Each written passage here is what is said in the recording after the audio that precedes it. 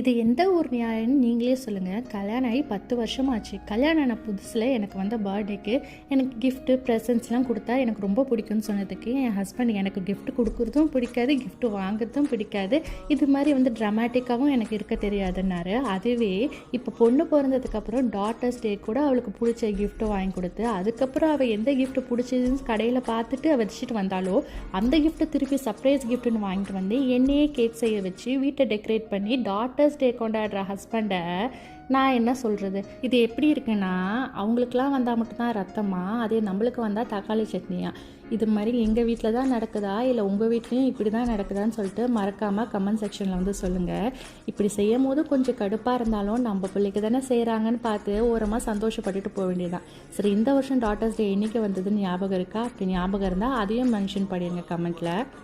இந்த வீடியோ உங்களுக்கு பிடிச்சிருக்கும்னு நினைக்கிறேன். பிடிச்சிருந்தா மறக்காமல் லைக் அண்ட் சப்ஸ்கிரைப்